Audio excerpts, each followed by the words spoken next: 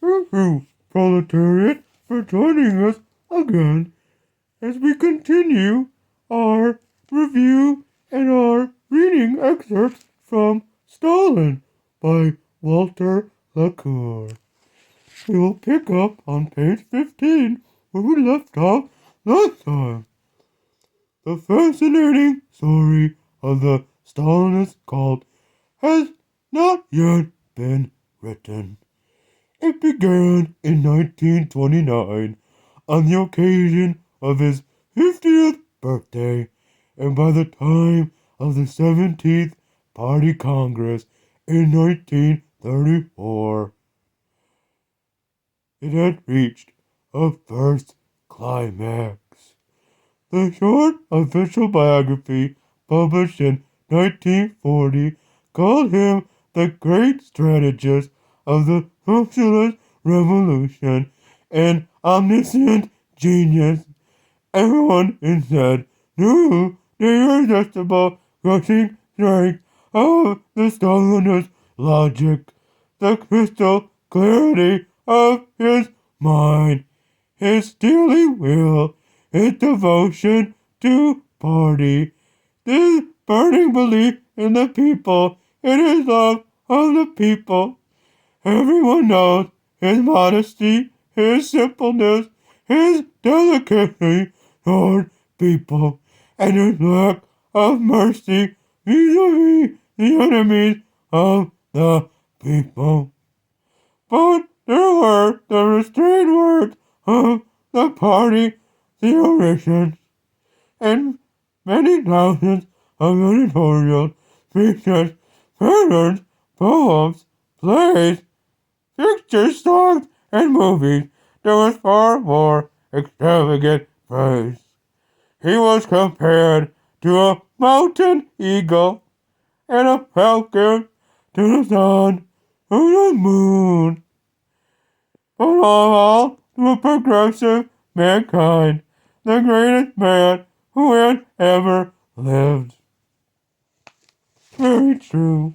Very, very true. May I read the empty dog and what true words were spoken.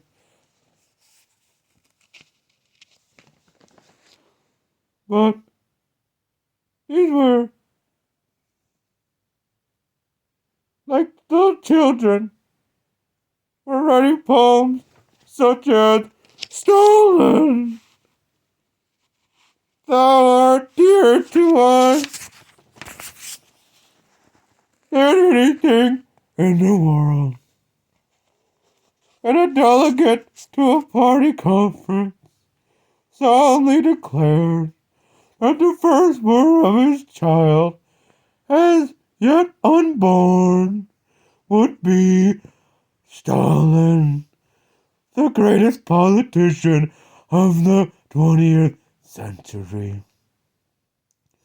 In his biography, Barbousse had this to say: in his country, if the cobbles in the street could talk, they would say, Stalin.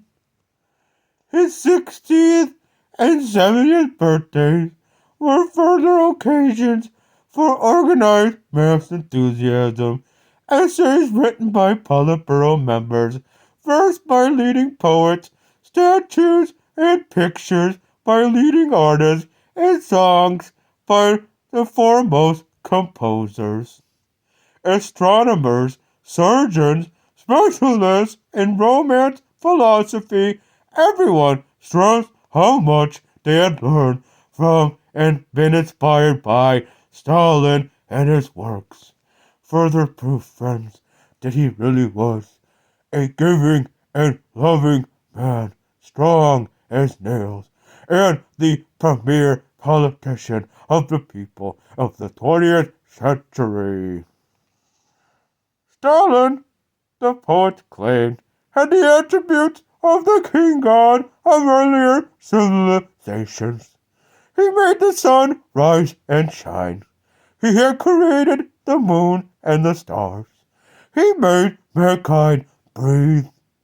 He had fructified the earth.